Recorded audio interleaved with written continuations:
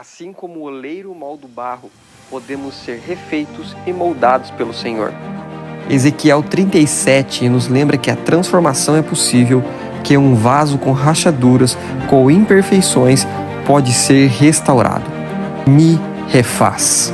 É um convite à transformação. É sobre permitir que o vento da cura sopre em nós e através de nós. É um chamado para a reconciliação, um processo de quebrar para refazer.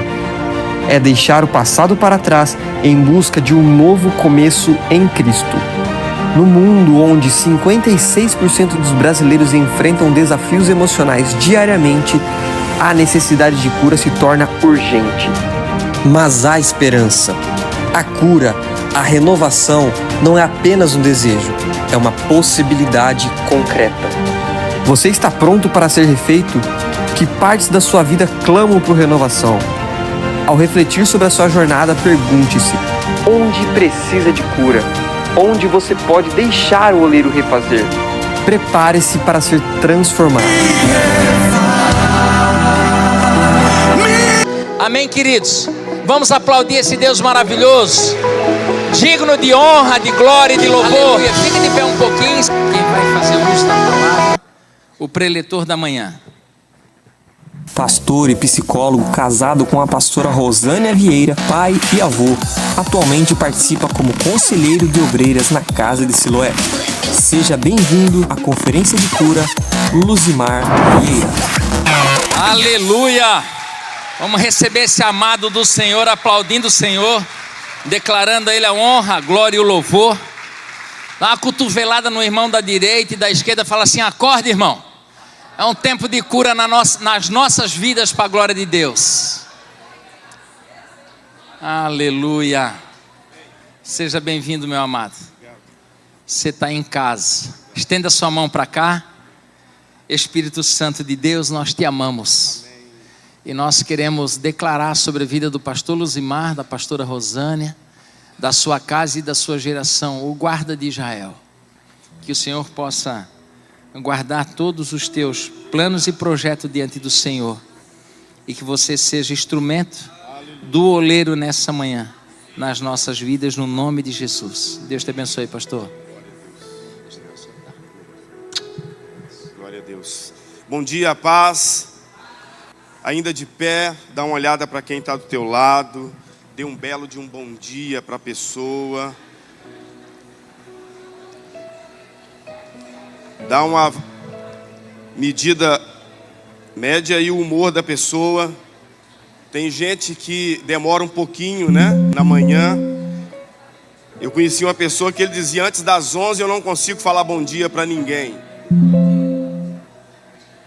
Eu não sei você, mas eu sou da madrugada, né? Sem despertador já estou acordando e eu fiquei hospedado num lugar que tinha 8 mulheres, 7 além da minha mulher. E nós chegamos em casa às 1 da manhã, 1 e pouca da manhã. E eu falei: eu preciso subir. E eu não sabia o que estava acontecendo lá embaixo. Se era oração, se era sonho, se era choro. Meu Deus.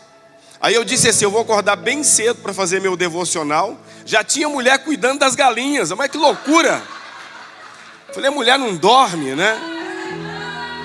Mulher não dorme. Aliás, essa era a impressão que eu tinha da minha mãe. Eu ia dormir, as panelas estavam batendo na cozinha. Eu acordava, as panelas estavam batendo na cozinha, fazendo barulhos.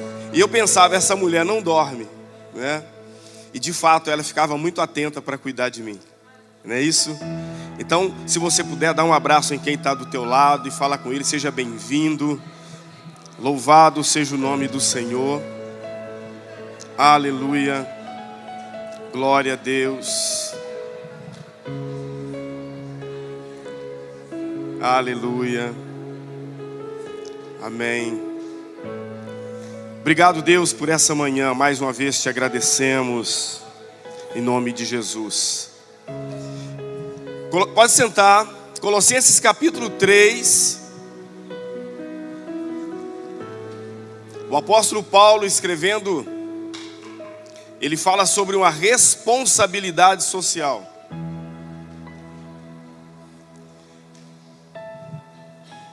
E no versículo 21, Paulo escreve assim: pais, não irriteis a vossos filhos.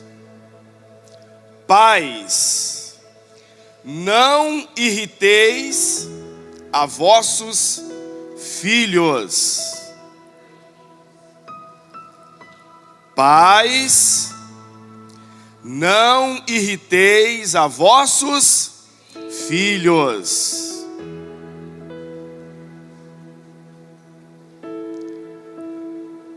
Para que não fiquem desanimados. E nós temos uma tendência em pensar que não irritar os filhos é ficar insistindo com ele para arrumar a cama, para estender a cama, né? Para fazer a mesa, para jogar o lixo no lixo,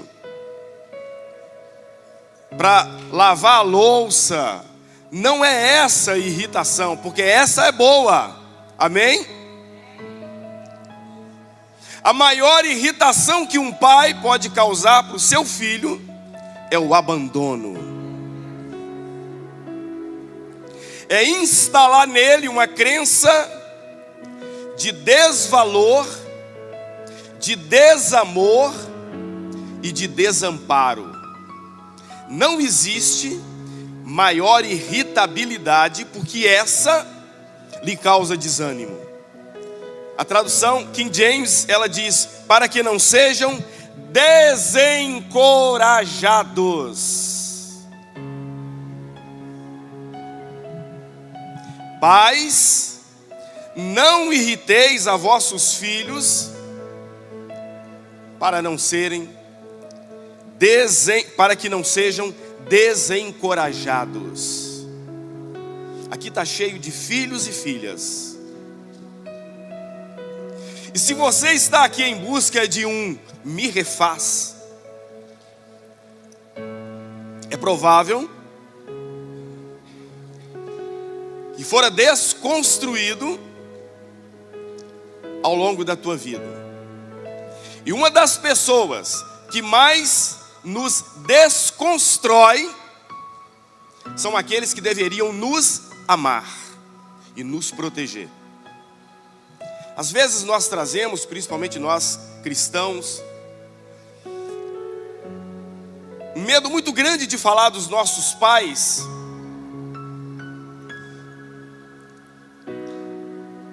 porque a Bíblia manda honrar e devemos sim honrar. Mas eu não sei se você já parou para pensar nisso. Aliás, é importante falar. Ontem nós fomos ministrados sobre quebrar o silêncio. As maiores das nossas neuroses foram instaladas pelos nossos pais, na maioria das vezes pelo pai.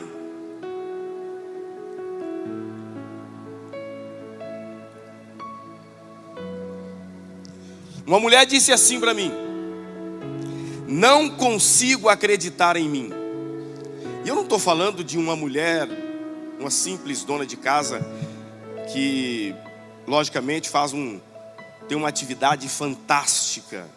Mas eu estou falando de uma mulher com doutorado, com pós-graduação, doutorado, mestrado. Eu não consigo acreditar em mim.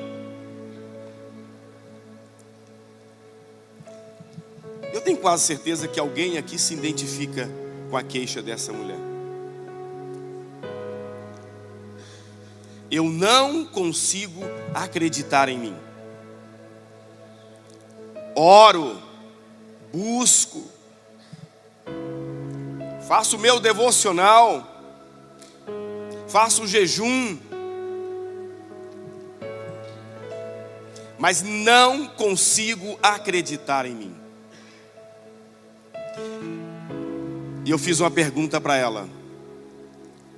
Obrigado, Letícia. Por quê?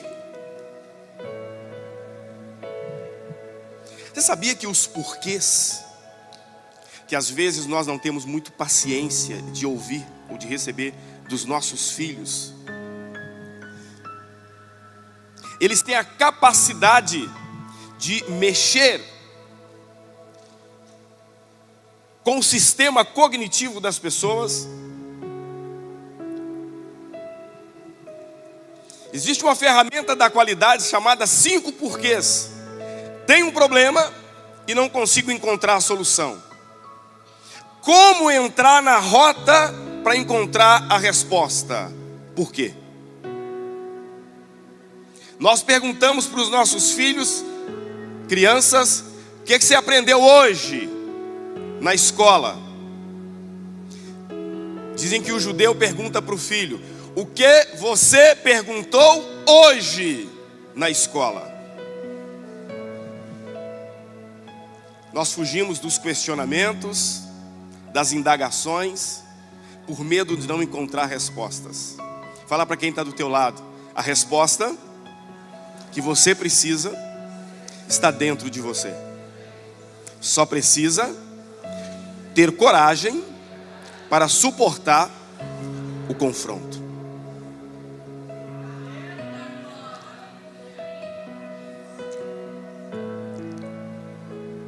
E aquela mulher respondeu para mim: não sei. Você sabia que os não sei também nos ensina muita coisa? Nunca fuja da dúvida, porque a dúvida é a oportunidade de você entender a sua vulnerabilidade e caminhar em direção à resposta. Agora eu quero saber por quê. Eu disse para aquela mulher: eu também não sei, mas nós vamos descobrir juntos. E eu fiz uma segunda pergunta para ela: o que você ouvia dizer de você quando criança?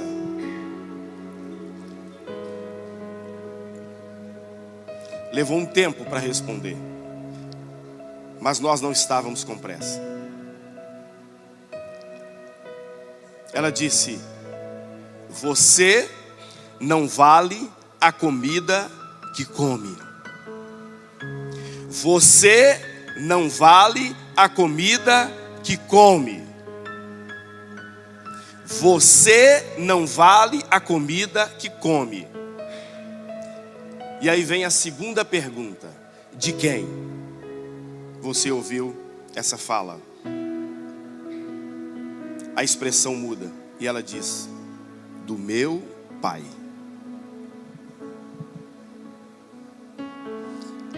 Desaba naquela hora.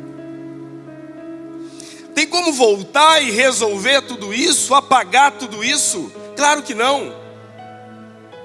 Você já pensou se o relógio, se o tempo fosse anti-horário?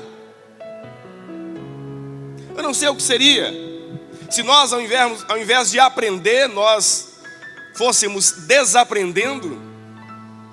Só que não é assim. Eu acho que se nós pudéssemos voltar, nós nunca seguiríamos.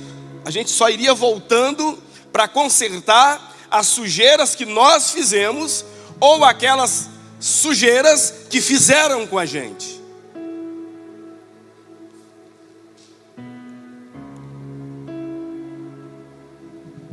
Há batalha nas mentes de muitas pessoas. E talvez essas batalhas foi o que estimulou você vir até aqui. Acordar num sábado pela manhã, talvez sair da sua cidade, chegar até aqui, ficar sentado, ouvindo. É por causa das suas batalhas. E o que me inquieta, o que me aborrece, apesar de tanto tempo ganhar a vida ouvindo pessoas, é que há muitos que estão perdendo essa batalha. Não é o seu caso. Hoje, aliás, começou quinta. Aliás, começou já há muito tempo que estamos em oração. É a oportunidade de se reconstruir. Me refaz. Talvez aquele que te fez não está mais aqui, não está mais entre nós. Aquele que desconstruiu você não está mais entre nós. mas aquele que nos reconstrói, nos reabilita, Ele está presente aqui.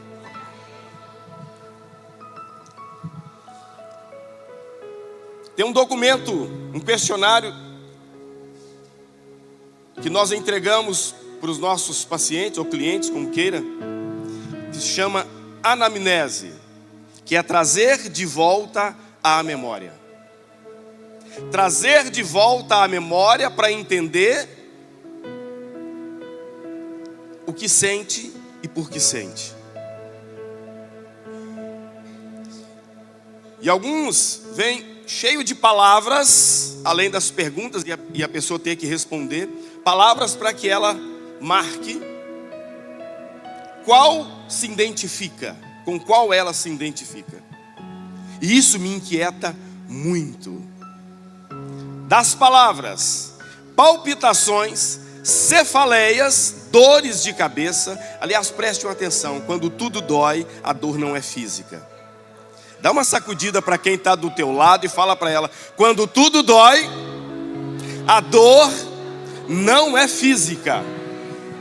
O problema é que a farmácia está mais próximo, né?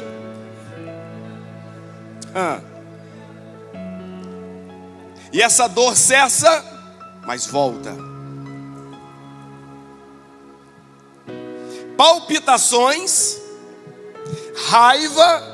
Tá, mas raiva é uma emoção básica, todos nós sentimos, mas é uma raiva fora do normal, desproporcional ao estímulo.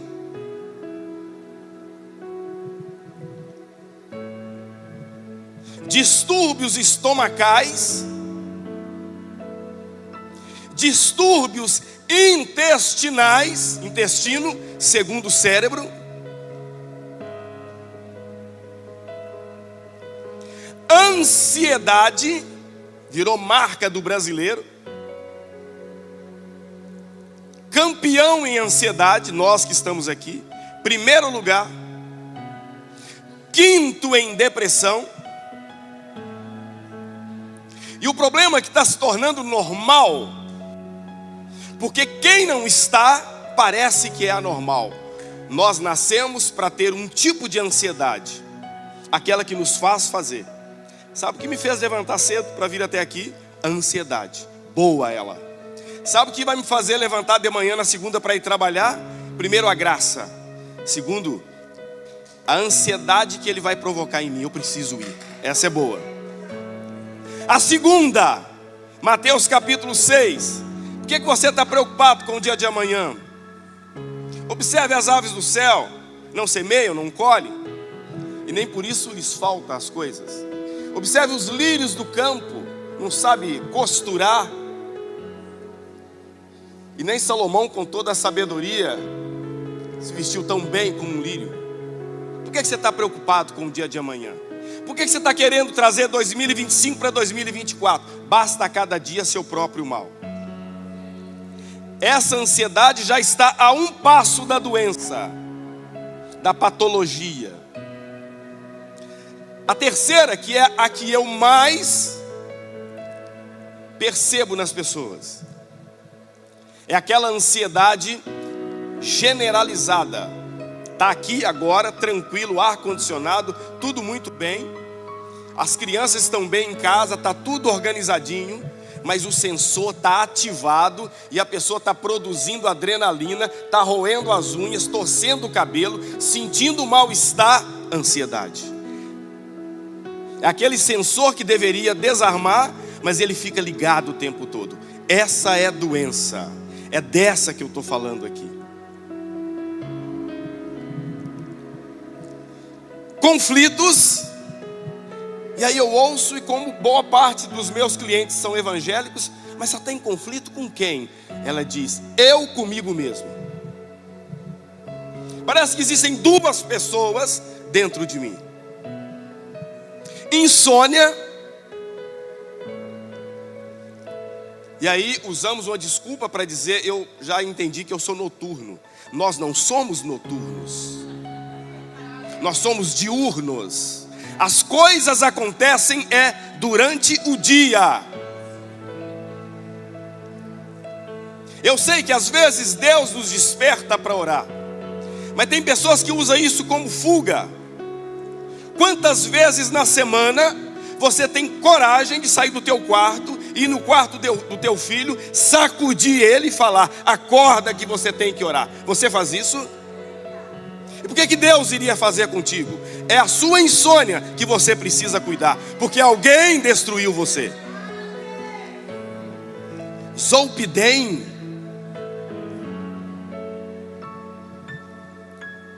Pesadelos. Deus está falando, pode ser que sim, mas Deus não perturba ninguém. É confusão da cabeça.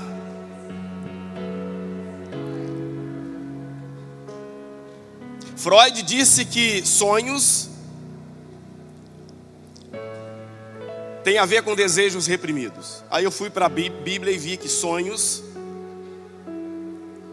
é ocupação da mente. Pânico, sentir-se tenso, solidão, depressão, tudo isso está marcado ali. Ideias de suicídio, incapaz de descansar. Uma pessoa disse para mim: eu trabalho 16, 17, 18 horas por dia. Eu falei: por quê? Para quê? Sabe qual a resposta que ela me deu? Não sei. Eu disse: me fala do teu pai, me fala da tua mãe. Trabalhava por dinheiro ou por prazer? Nunca havia pensado nisso. Eu quase não via meu pai, ele só trabalhava. E você precisa ser igual a ele? Pai.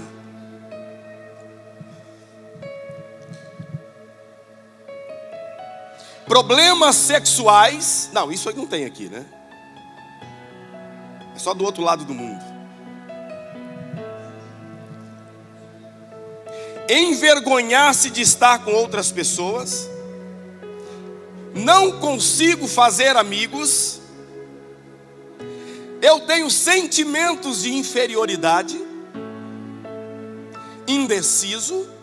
Não sei se vou, se fico, se caso, se fico solteiro, se separo, se compro, se vendo.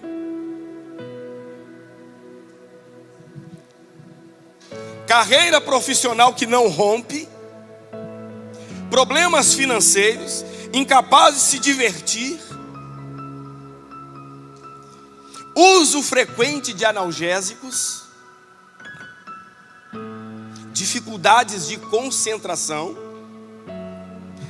A pergunta: será que eu tenho déficit de atenção?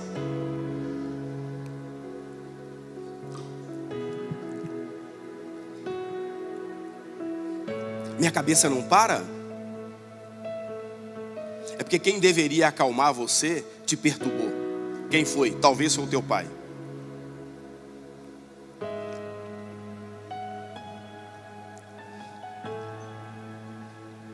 Sinto um João ninguém.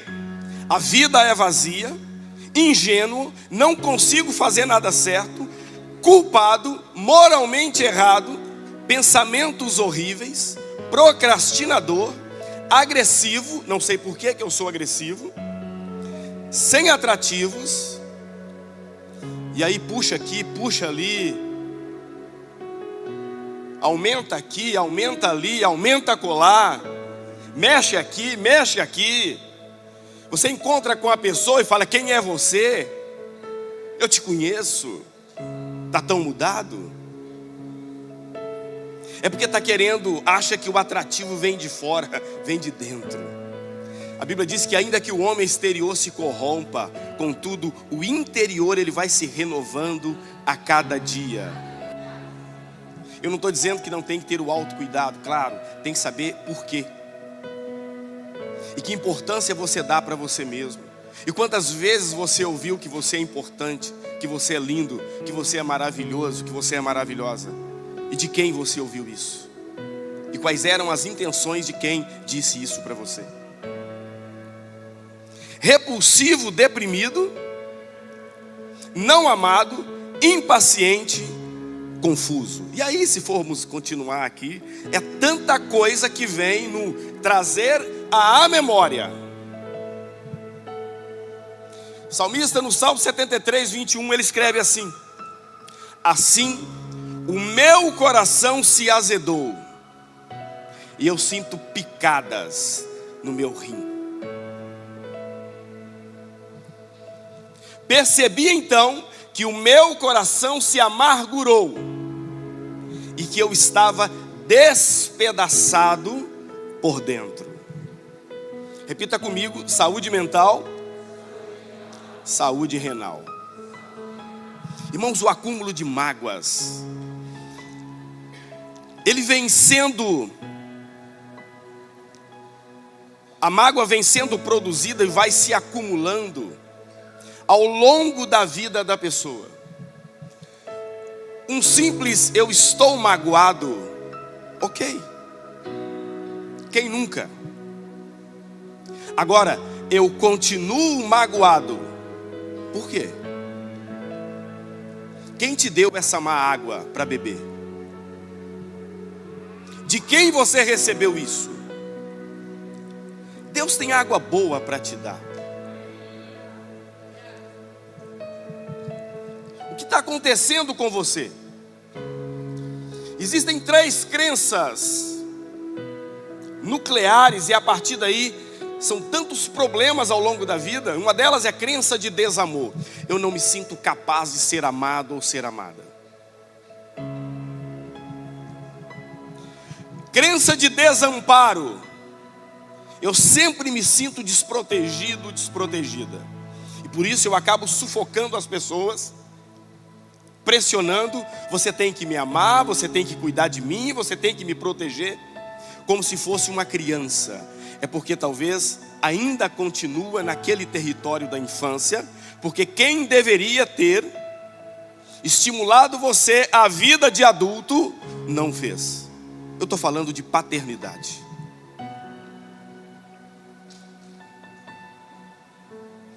Crença de desvalor.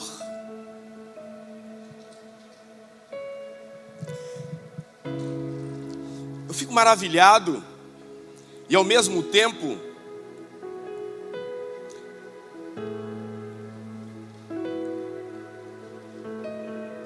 curioso com aquela história do filho pródigo.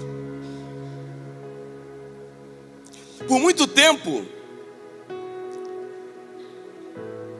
eu condenava aquele filho que foi.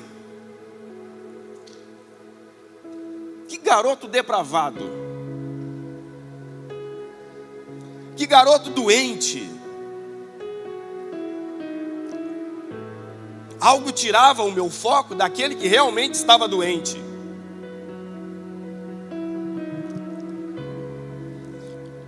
Você já conhece a história? Ele pede a herança do pai e fala: me dê o que é meu, estou indo embora. E não adianta querer se distanciar das suas raízes, da sua paternidade, porque você sempre vai pisar naquele território. E aí você já sabe a história. Ele ficou numa miséria total, porque não estava no tempo, não estava na hora. Ele ainda estava numa fase de aprendizado para administrar heranças. Ele se rebelou contra o pai. E quando ele se viu numa situação que não suportava mais, Lucas 15, 18, ele diz: eu vou retornar à casa de meu pai, e eu vou dizer: pai, pequei contra ti. Isso é consciência de paternidade. É trazer à memória, trazer de volta aquilo que de fato interessa naquele momento. O que ele mais precisava não era da herança do pai, ele precisava era do pai. E ainda bem que o pai ainda estava por ali. Talvez não seja o seu caso,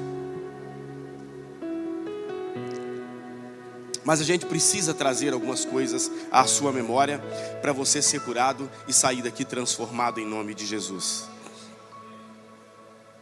E no versículo 29 aparece o filho mais velho, que é aquele que eu pensava que estava tudo bem. Não, era ele que estava doente. E tudo aconteceu com o mais novo, para que entendêssemos o que é conceito de paternidade. Todos esses anos eu tenho trabalhado como um escravo para o Senhor, e nunca me recusei a obedecer às suas ordens. E o Senhor nunca me deu nem mesmo um cabrito. Repita comigo: vitimismo. Vamos lá, 1, 2 e... Conhece isso? Isso está na tua casa? Isso mora contigo?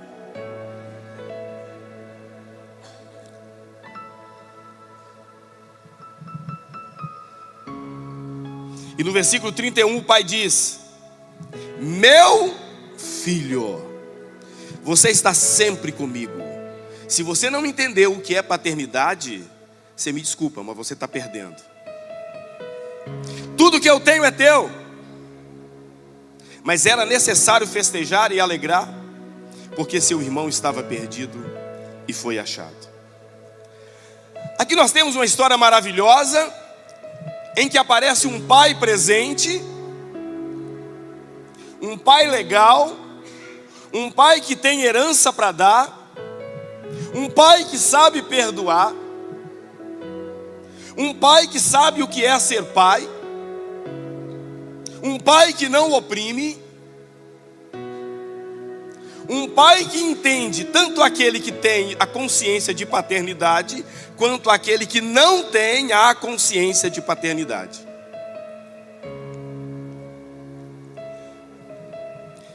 Mas infelizmente, para muitos de nós, o pai não foi assim, e o pai não está mais presente. Mas ficaram os efeitos, aquilo que foi desconstruído. E talvez por uma atitude do pai, ou por uma atitude sua mesma, você está se sentindo um escravo na vida, trazendo todos esses adjetivos, ou quem sabe olhando para você e se identificando com tudo isso que eu li aqui. Não consigo fazer nada certo. A Associação Nacional dos Registradores de Pessoas Naturais publicou um dado muito interessante, agora recente.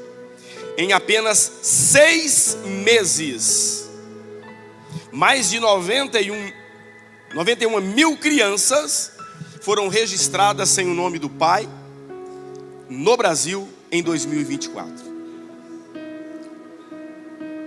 Em apenas 6 meses, de janeiro a julho de 2024, 91 mil crianças foram registradas sem o nome do pai.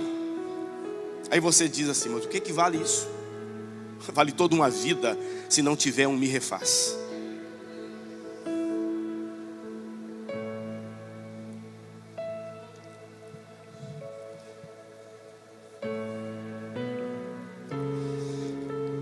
(91 mil crianças sem a identificação da paternidade. Sabe o que significa isso? Isto?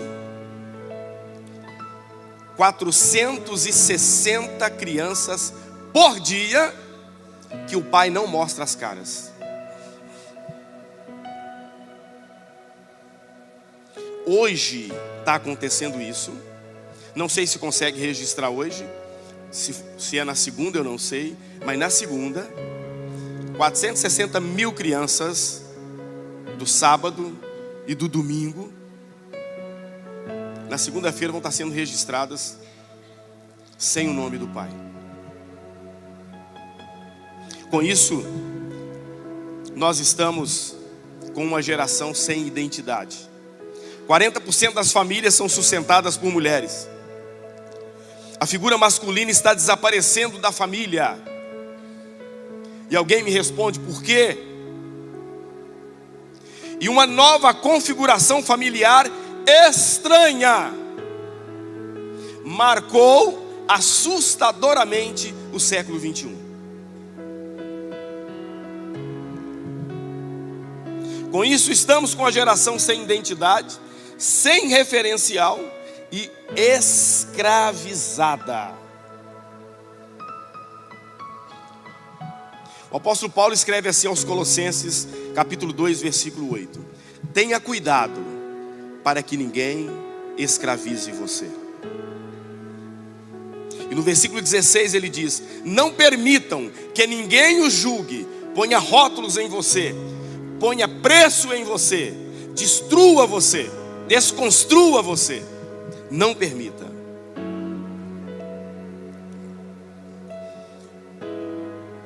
Eu nasci numa família de mais 6 irmãos, somos 7. Eu sou o mais novo.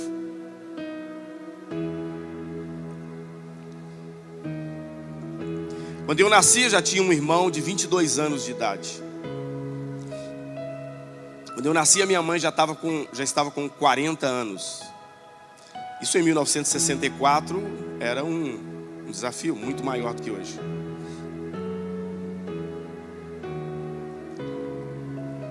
Você está fazendo conta aí pensando que eu tenho 60 anos, né? Ainda vou fazer 60, tá? O ano não acabou ainda. Foi um grande presente de Natal que meu pai deu para minha mãe, ou minha mãe deu para o meu pai.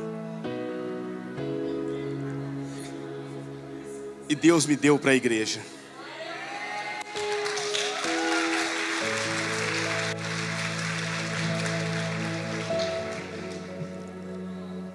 Eu não ouvia "eu te amo" do meu pai.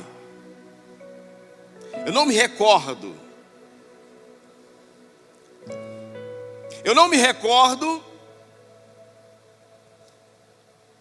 do meu pai tendo muito tempo para brincar comigo.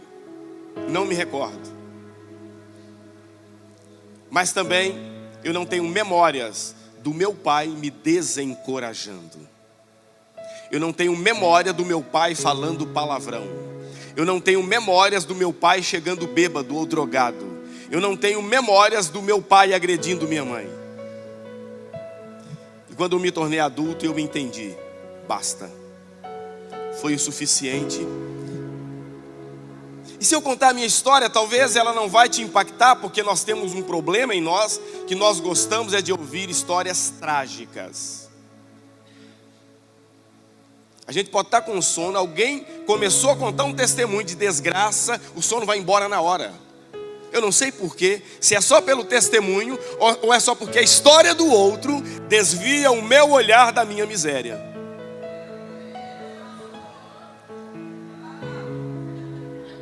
E aí parece que aquele que fala, dá um testemunho, fui amado, fui cuidado, não fui desencorajado.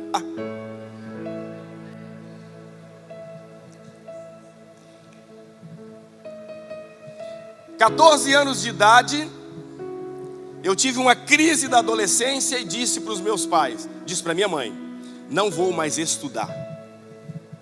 E a minha mãe faz o que de fato é o papel da mãe. Ela disse assim: eu vou falar para o teu pai. Meu pai era analfabeto, a minha mãe era semi-analfabeta. Ela conseguia me ensinar a fazer o para casa. Quem lembra do para casa? Terminava a aula, a professora escrevia para casa. Eu falei, deu, né? Lembra? E aí enchia o quadro. A minha mãe conseguia me ensinar. O meu pai desenhava o nome dele. E o meu pai entendia. Sem formação acadêmica, sem escolaridade, ele conseguiu construir uma casa, criar, cuidar de 8 pessoas, 9 pessoas. Eu disse que antes lá teve mais 2 que faleceram, enfim. Então para ele, vai estudar, não vai estudar, está tudo certo. Tudo certo não. Ele olhou para mim com as poucas palavras e disse assim: vai trabalhar. E não disse só vai trabalhar. Vem comigo. Me levou numa indústria têxtil, lá na minha cidade. Sou mineiro, nasci no interior de Minas Gerais, 7 Lagoas. E meu pai era aposentado dali por invalidez. E ele chegou e disse assim: tem vaga para esse menino aqui? Eu estou falando de 14 anos em 1979. Não é 14 anos em 2021, tá? Não tinha internet. A gente só chutava bola na rua e estragava a cabeça do dedo. O dedo da mão ficava de boa, porque a gente não digitava nada, né? Não tinha que ficar rolando imagem para lá para cá. E eu fiquei revoltado com meu pai, porque eu queria viver aquela adolescência sem estudar e sem trabalhar. Mas o meu pai não me deixou, não permitiu que eu entrasse na geração do nem-nem. Geração do nem-nem? Aqui não, né? Nem estuda, nem trabalha. E nós saímos, depois que fez todo o processo ali, enfim, ele sempre me acompanhando, com poucas palavras. Paramos de frente àquela fábrica de tecidos, de frente, do outro lado da rua tinha uma loja. Ele disse ali: vamos até ali comprar uma calça comprida para você. Calça comprida, porque eu só usava short, bermuda. O que é que meu pai estava dizendo com isso? Ele estava dizendo: ser homem. Nunca me bateu. 4 de julho de 79, eu estava perdido dentro de uma fábrica de tecido, sem saber o que eu faço, com a cara toda cheia de algodão. Aqui é o lugar que o filho chora e a mãe não vê, tá? Disseram assim para mim. E ali eu fiquei 18 anos trabalhando. Sinto que 1 ano depois o meu pai veio a falecer. 1 ano depois que ele me colocou ali, ou seja, o último filho que ele colocou para trabalhar, o meu pai com 64 anos veio a falecer. Eu tive pai por 16 anos. Eu gostaria de ter tido por mais tempo, mas eu não tive esse privilégio. Mas sou pai há 38 anos.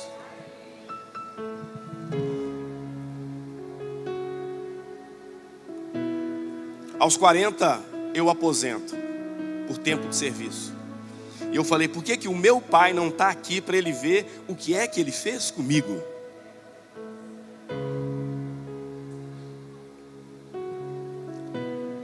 Você não sabe a importância que tem um pai na construção de um sujeito, na construção de uma identidade. Pai, não irriteis vossos filhos. Aconteça o que acontecer, fica do lado dele, fica do lado dela, até entregá-lo para a sociedade. E aí você vai poder descansar, e o seu filho e sua filha também vai poder descansar. Fui pai com 21 anos, casei com a Rosa, temos 3 filhas, Lícia, Letícia e Lidiane. 38, agora minha mulher vai me corrigir, 28, 29 e 32, né? Então, 38, 32 e 29. Mais ou menos, isso.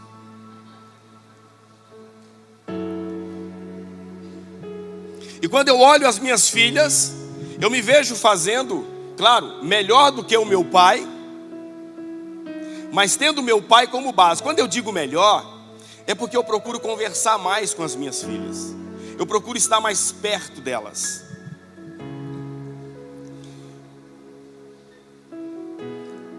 Alguém disse assim para mim, nós estivemos em Pomerode no final de semana passada, pregando para um grupo de líderes.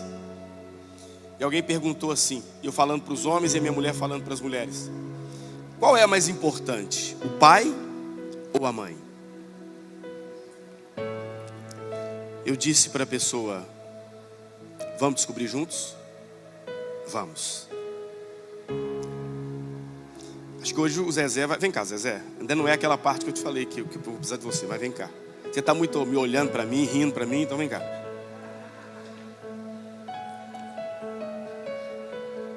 Agora você não ri, né?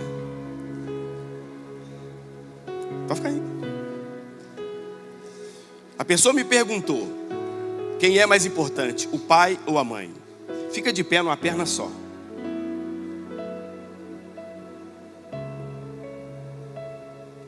Agora anda. Não, com a perna só. Tá confortável? Não. Para, vai derrubar o irmão. Agora fica em pé na outra perna. Fica. Anda. Tá confortável? Não. Qual das duas pernas é a mais importante para você? As duas. As duas. São as duas pernas que mantêm o corpo equilibrado e se desenvolvendo e se tornando autônomo. Mas cada uma na sua função. Mãe. Eu não estou aqui querendo dizer que mãe é esquerdista, não é isso não, tá? Pelo amor de Deus. Mãe, perna esquerda. Mãe é o amor do ninho. É o amor da empatia. É o amor da nutrição. É o amor do cuidado. É o amor da mediação. É o amor do tempero. É o amor do perfume. É o amor do afeto. É o amor do beijo. Perna direita, pai. É o amor do se arrisca. Vai. Eu estou contigo. Eu te protejo. Vai trabalhar. Parabéns pelo resultado. Acontece assim mesmo. Deixa que eu estou por aqui. Existe um paradoxo, igreja. Nós precisamos do pai e da mãe para no futuro podermos viver sem eles. Agora anda, pai e mãe.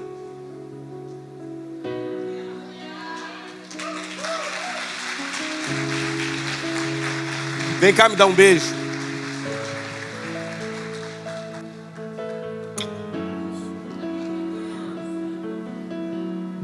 Você sabe por que está desconfortável para você em muitos momentos da sua vida, principalmente nos momentos mais importantes? É porque faltou paternidade. Mãe é o amor do fica. Pai é o amor do vá, vai.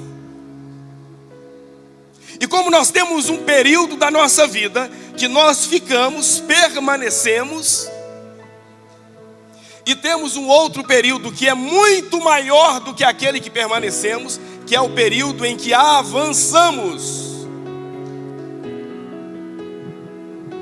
E esse de avançar é o pai.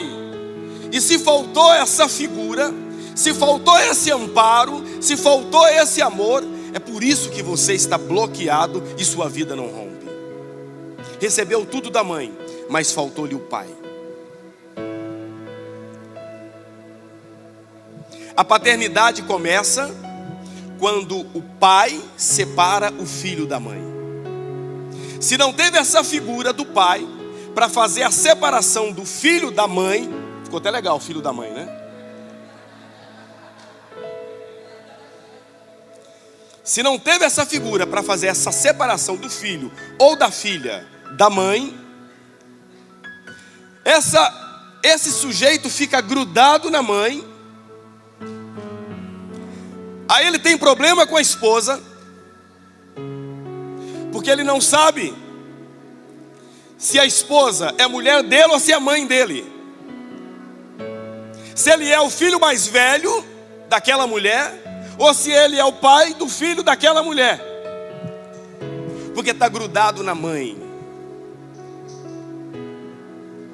Mas quando tem esse homem, essa figura paterna, não simplesmente sendo o pai por causa do espermatozoide, mas além disso, sendo também o pai na função paterna, ele vai tirar esse filho da mãe. Meu pai estava aposentado por invalidez, mas ele às vezes trabalhava à noite. Eu sou o mais novo. O que eu fazia? Eu corria para o quarto da minha mãe para dormir. Calorzinho da mãe, cerejinha do bolo, né? Por vezes eu ouvia meu pai dizendo assim lá na cozinha da casa: esse menino não pode dormir aí na cama. Eu sei o que meu pai estava querendo, mas ele estava também dizendo: você precisa ser autônomo, você precisa dar conta, você precisa suportar as noites que virão pela frente. E nem sempre eu estarei do teu lado ou a sua mãe estará do teu lado. A Bíblia diz no Salmo 127 que feliz é o homem, fala que os filhos são como flechas, e feliz é o homem que enche deles a sua aljava. Porque esse homem não será envergonhado quando ele tiver que enfrentar os desafios. E os filhos são como flechas nas mãos de quem? Uma valente, uma valente, um valente. Quem lança é pai. Quem manda arriscar é pai. Quando esse homem separa, porque a criança quando nasce ela tem um caso de amor com a mãe, porque a intimidade é muito grande. Aliás, um detalhe, depois me lembra de voltar para esse assunto. Eu estou terminando, acho que sim. Olha aqui, um homem saudável, ele produz até 200 mil espermatozoides por dia. Eu falei isso, uma mulher falou assim: misericórdia. Ó, tem uns que falam glória a Deus. E o marido do lado está assim, yes, né? Não. Desde a puberdade, tá? E no ato sexual, é uma quantidade enorme que a esposa desse homem recebe. Portanto, a carga genética sua tem muito a ver com o seu pai.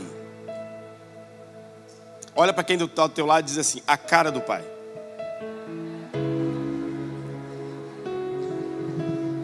Mulheres, casem com homens bonitos, tá? Ah, não dá mais, né? Já foi.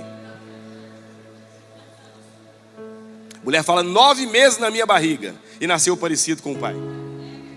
É verdade. Cromossomos X, XX mulher.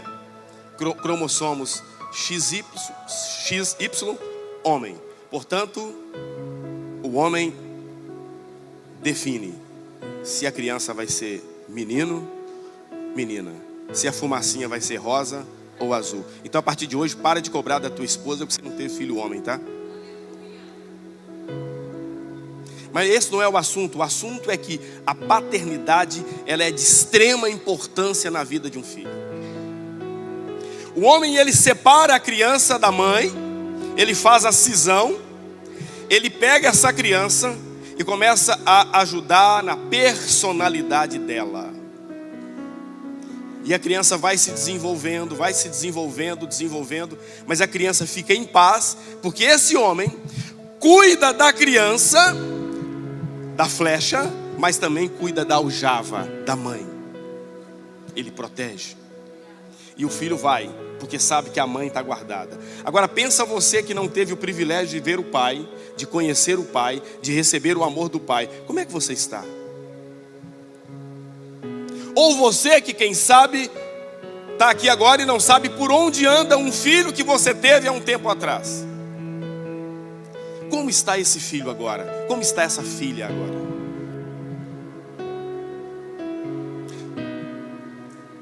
Uma garota disse assim para mim: a minha mãe, ela teve um caso e eu nasci. Eu vi meu pai pouquíssimas vezes. O meu pai tem outra família. E nesse momento ela já começa a chorar. E o único lugar que eu consigo ver o meu pai é pelo Facebook. Somente as fotos na tela do computador, do celular. E já vi que eu tenho 2 irmãs. E eu tenho um negócio dentro de mim, porque eu não posso falar para elas que o pai delas é também o meu pai. A minha mãe disse que ninguém pode saber. Quem dá conta disso?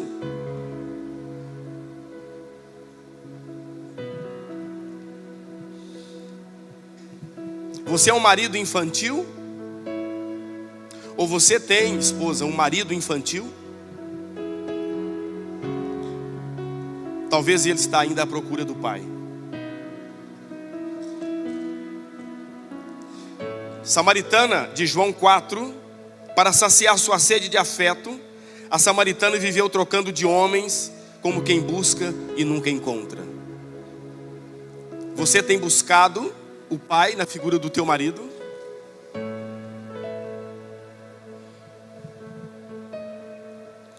A figura paterna é de extrema importância, queridos. Enquanto você, homem, não entender que você já cresceu e que embora o seu pai tenha falhado contigo, e enquanto você não liberar perdão, não resolver essa pendência, você não consegue ser homem na vida de uma mulher. E a tua mulher não está procurando mais um pai, ela está procurando um marido e pai dos filhos dela. Me inquieta quando eu peço um adolescente ou uma criança para desenhar a família, e a criança desenha uma mulher enorme, e aquela quantidade de pessoas bem menores, entre meninos e meninas. Normalmente tem um gatinho, um cachorrinho. E eu pergunto, quem é esse aqui? Ah, esse aqui é meu irmão. E esse aqui? Essa aqui é minha irmã. E esse aqui é o meu pai. Ah, a sua mãe é alta? Se não, minha mãe não é alta. Quando eu vou ver a mãe, de fato ela não é alta. Mas a criança desenha o pai no mesmo nível, porque ele diz, quem manda na minha casa é minha mãe e o meu pai é meu irmão mais velho. Só fica no videogame, nos jogos online, na pornografia, é o irmão mais velho. Faltou-lhe pai para dizer ser homem. Não é a estatura, é a personalidade, é a estrutura psíquica, é o que foi construído e não desconstruído. Eu tenho 3 filhas. Olha a importância de um pai. A mais velha, ficamos com uma filha só por 7 anos. Nós morávamos num barraco de 3 cômodos. Então ela dormia do nosso lado no bercinho ali.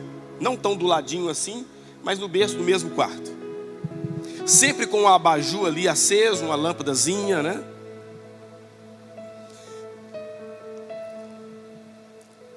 E uma certa noite, ela estava ainda bem novinha, acabou a energia, o quarto ficou escuro. E coincidentemente ela acorda e ela começa a gritar. E num susto, num pulo, eu saltei no berço, nunca esqueci essa cena. Já se passaram mais de 35 anos. Peguei a minha filha e trouxe para o colo, para o peito. E ela disse assim, quem? Estava tudo escuro. Eu disse, seu pai.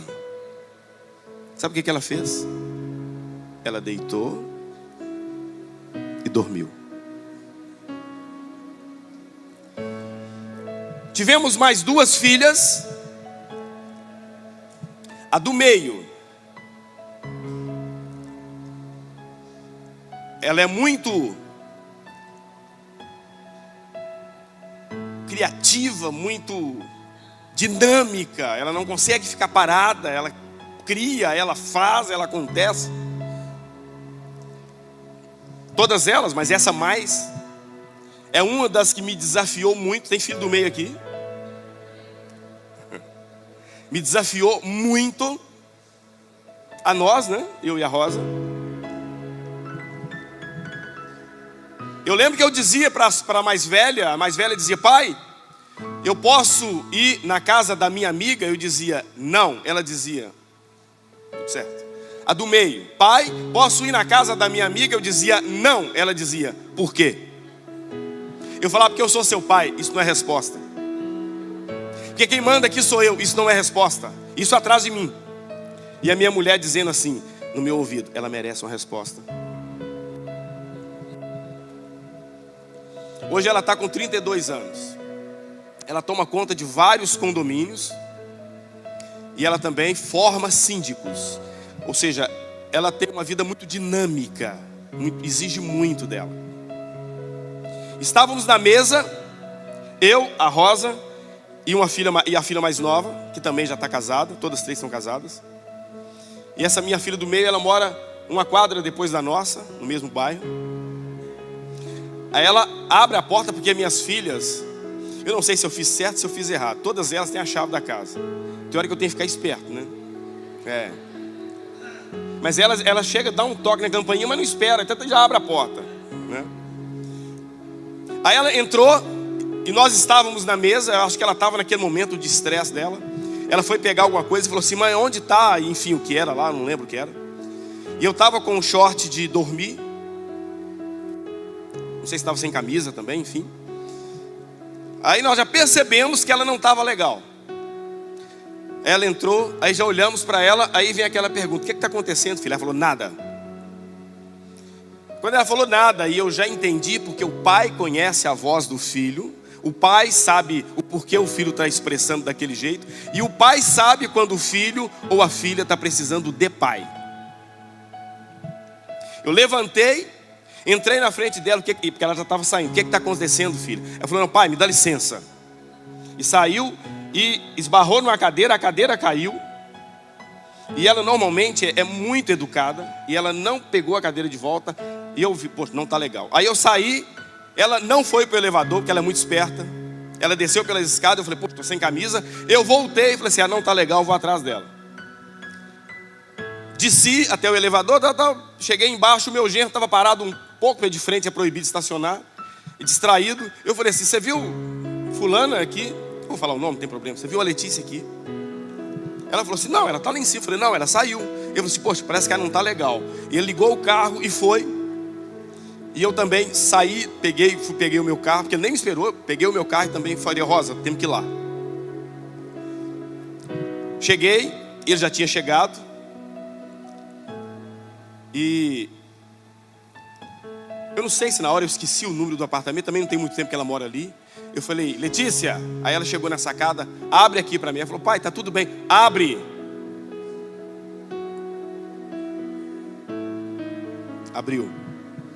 Eu entrei, meu genro estava sentadinho, que acho que ali não era o momento dele. Até hoje nós sabíamos que é o estresse, né?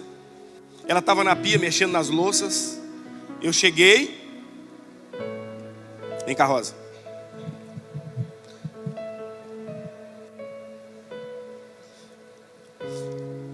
Olha o que o teu filho precisa e olha o que é que você precisava. E talvez você não teve, mas hoje você pode ter. Ela estava de costas, lavando a louça. Eu entrei.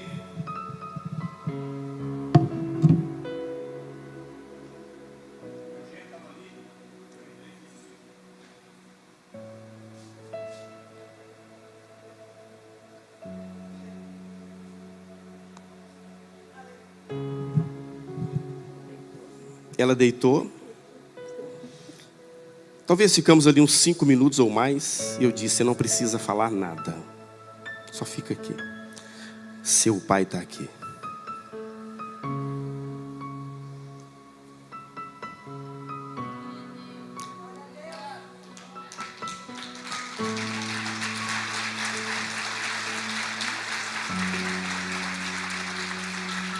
Chamei a Rosa.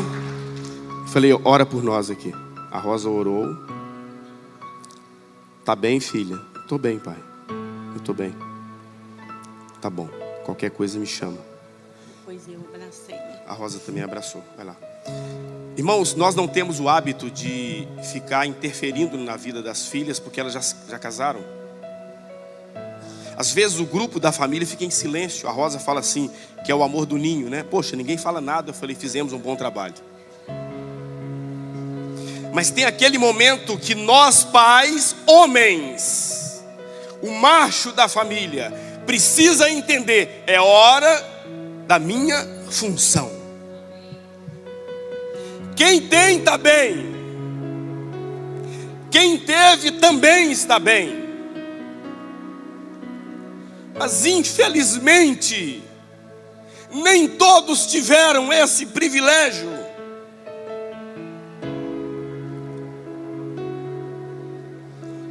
Uma pessoa disse para mim assim, e eu sei que ela foi criada por um padrasto. Ela falou assim: eu estou com saudades do meu pai. Eu falei: mas ele não está em casa? Ela falou assim: você não entendeu. Eu estou com saudades do meu pai biológico. Eu falei: mas você me disse que você não o conheceu. Ela disse: mas eu estou com saudades dele. Sabe o que ela estava dizendo? Há um vazio afetivo em mim. E pelo amor de Deus, põe amor nas minhas palavras. Eu entendo isso, mas eu sei que às vezes não é bem isso. A gente fala assim, eu vou resolver tudo em Deus.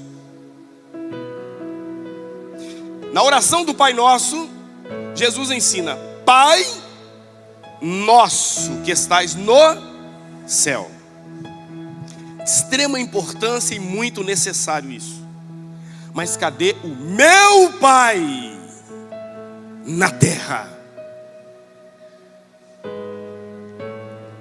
Onde é que foi parar o meu Pai? Eu sei que eu saí de alguém. Eu tento me resolver com o Pai Celestial. Mas tem horas, talvez essa seja a sua queixa. Eu sinto a necessidade de um calor humano, da pele do Pai, da barba do Pai, das mãos do Pai, da voz do Pai. Deita aqui. Eu fico imaginando o que você sente. Que você, poxa, mas que vazio é esse? Que nada preenche. Além da interrogação, por que ele não me acolheu? Por que ele não me recebeu? Por que eu não tenho o nome dele? E há uma tendência de se culpar. Aprenda, a culpa não é sua. Um garoto disse para mim, meu horário está passando, né? Ele disse para mim, o meu pai manda mensagens para mim todos os dias. E às vezes eu não respondo. Isso está me dando gerando um sentimento de culpa muito grande em mim. E como eu já conheço essa pessoa já há uns 8 anos, ele já havia contado a história dele para mim na anamnese. Ele disse: eu fico preocupado que a Bíblia manda honrar. E ele me cobra, você não me respondeu, não me respondeu. Eu disse para ele: vamos lembrar um pouco como foi a sua infância? Ele disse: por quê? Vamos, então vamos. Ele tinha 4 anos de idade. Foi o período ali entre os 4, 5, 6 anos que o pai abandonou a mãe dele. Aí entraram naquela maratona, aquela loucura. Semana que vem eu busco, ele vai ficar comigo. Leva para casa da mãe do pai, porque o cara não é homem para sair da casa da mãe. E vai jogar bola. E deixa a criança com a mãe dele, que nem a mãe da criança. Isso quando buscava. E ele contava que quando o pai morava com eles, o pai colocava ele de castigo, sentado numa poltrona. Irmãos, memórias de quando temos 4 ou 5 anos são memórias de alguma emoção muito forte. As demais a gente não lembra. Tem que ter marcado muito. E ele sentava no sofá e o pai dizia assim: se você levantar dessa poltrona, eu arrebento a cara da tua mãe. Aí ele ficava ali. E a mãe dizia: filho, pode sair. O pai... Chegava o dia depois da separação que o pai ia buscar. Ele ficava sentadinho na calçada. Eu estou falando de um rapaz hoje com seus 40 anos de idade, que não consegue responder muito o pai. Sentado na calçada, a hora passando, e o pai não vinha, o pai não chegava. A mãe chegava na janela e dizia: filho, vem para cá. O pai não vem mais. Eu disse para ele: quem pavimenta o caminho para você transitar por ele não é você, é o pai. Se o pai não construiu esse caminho, de fato fica difícil. Aprenda a se perdoar. Vai trabalhando o perdão, mas aprenda a se perdoar. Vai trabalhando isso de aproximar do pai, mas aprenda a se perdoar. Porque quem primeiro identifica é o pai, que chama o filho de filho, filho. E é só depois que o filho fala: pai.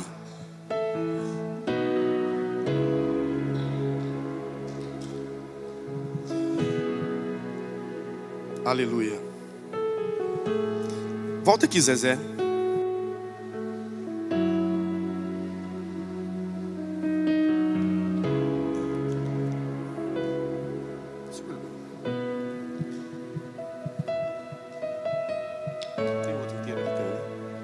olha aqui. Desde o início nós estamos falando de vaso. Chega para cá. Não era para ser assim. Nós fomos formados para sermos... De fato, nós somos como uma casa em constante reformas, mas em construção e em constante reformas. Tudo bem, mas precisamos ser completos e habitar dentro dela. Sabe o que Deus quer fazer contigo? Ele quer te encher. Mas alguém desconstruiu você. Alguém que deveria te amar não te amou. Alguém que deveria dizer para você vá, não esteve presente.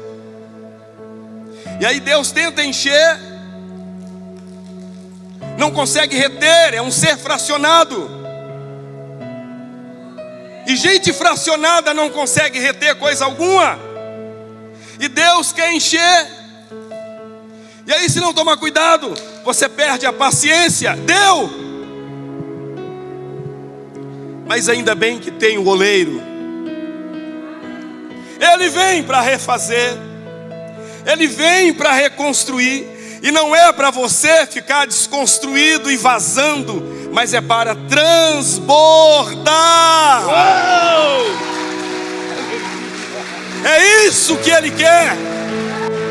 Transbordar.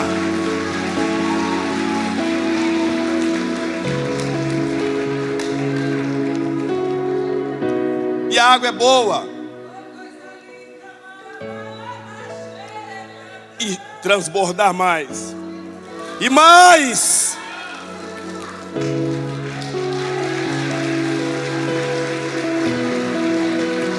Todo eu te amo que nós ouvimos na infância, ou se não foi verbalizado, o eu te amo do meu pai, por exemplo, é sair de manhã e voltar à tarde. E quase sempre colocar uma sacolinha de pão, ou com uma banana, uma laranja, um saco de arroz. Eu entendi que aquilo era, eu te amo, cara. Sabe por que eu estou aqui hoje? É porque Deus conseguiu me encher. É porque os pequenos traumas que eu tive, Deus conseguiu trabalhar em mim. Talvez essa não seja ainda o seu contexto, mas é por isso que você está aqui, para se refazer, para se reconstruir. Você vai lutar um pouco com esse buraco afetivo, vai, mas é Deus que vai te encher. Se faltou o amor do vai, na medida que for reconstruindo, você irá. Você irá. Entenda, você não é mais aquela criança. Hoje você é um adulto. Vamos para o lugar de adultos. O pai falhou. Deixa esse passado para lá. Como foi dito ontem pelo pastor Felipe sobre a uva. Bagaço joga fora. É tempo de reconstrução. É tempo de reconstrução. Quebrou, Deus reconstrói. Deus refaz. Deus refaz. Fique de pé. Fique de pé.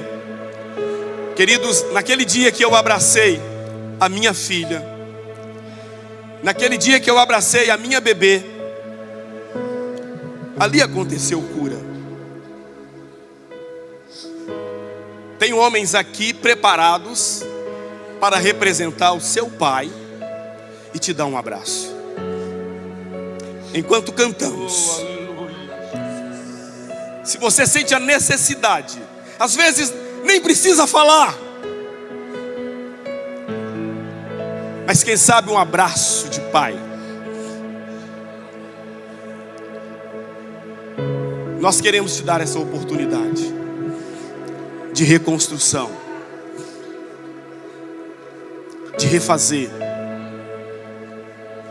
de perdoar.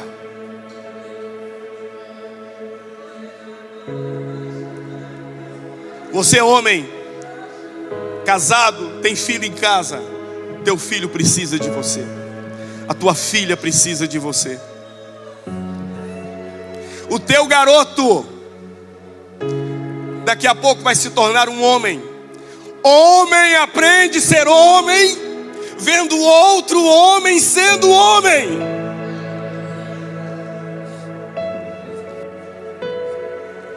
E Deus quer te encher. Deus quer te encher.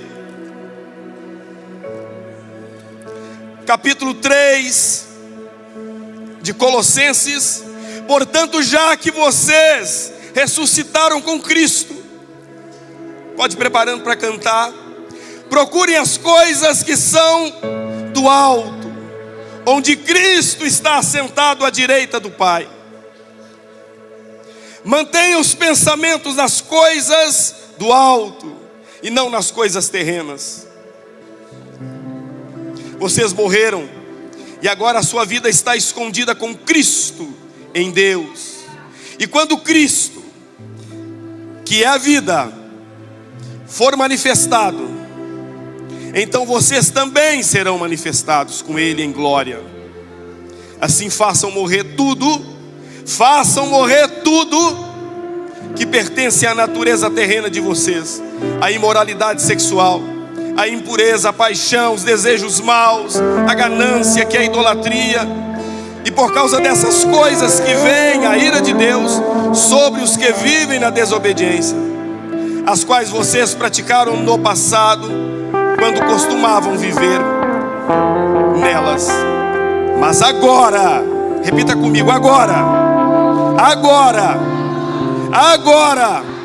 abandonem todas estas coisas: a ira, a indignação, a maldade, a maledicência, a linguagem indecente no falar. Não mintam uns aos outros, visto que vocês já se despiram do velho homem com suas práticas e se revestiram do novo, ao qual está sendo renovado, refeito em conhecimento, a imagem do seu Criador. Nessa nova vida já não há diferença entre grego e judeu, circunciso ou incircunciso, bárbaro e cita, escravo ou livre, mas Cristo é tudo e está em todos.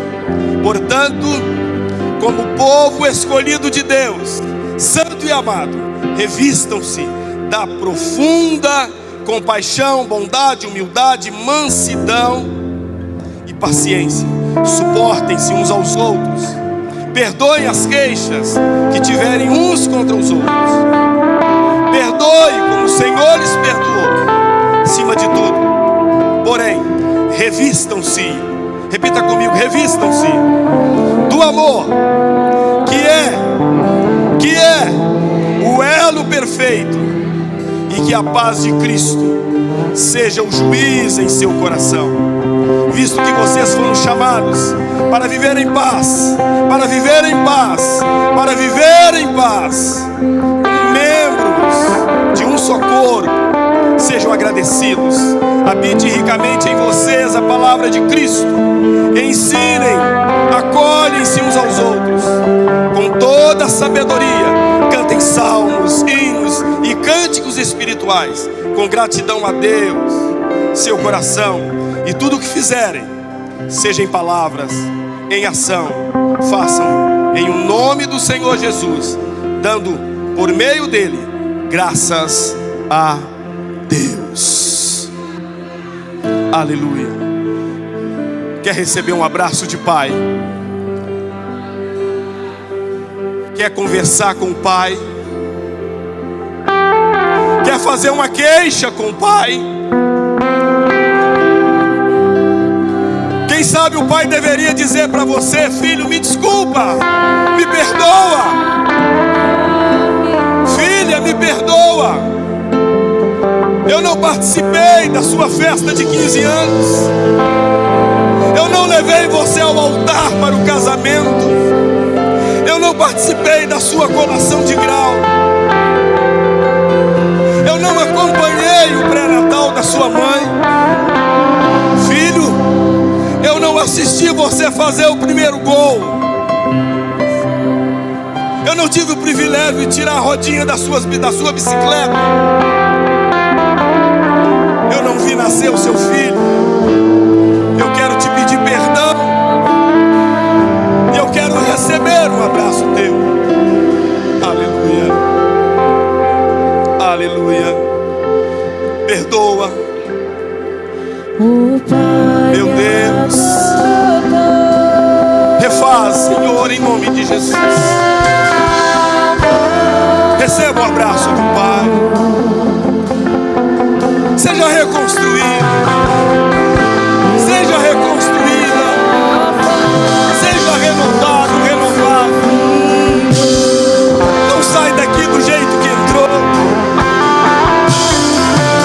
Deixa de ser fracionado. Seja completo, completa, em nome de Jesus. Paizinho amado.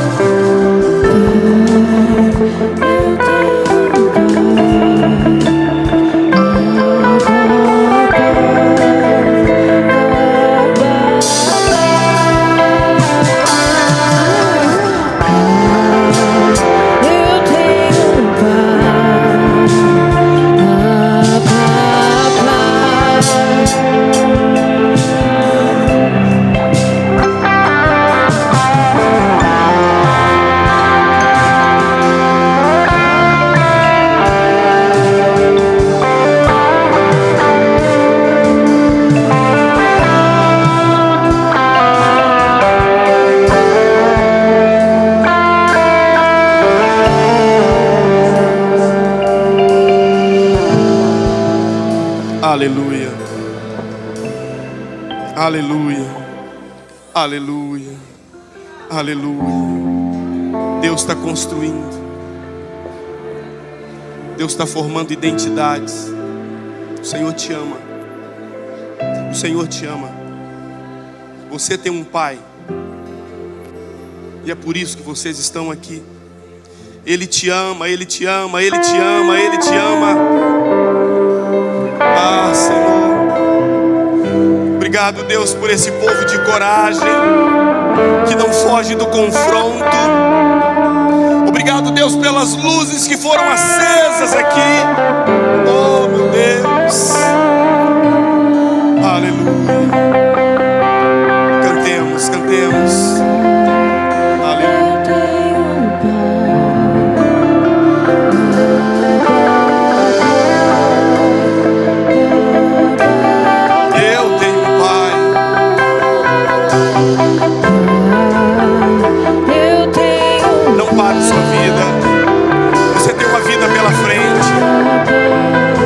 Você tem mais futuro do que passado.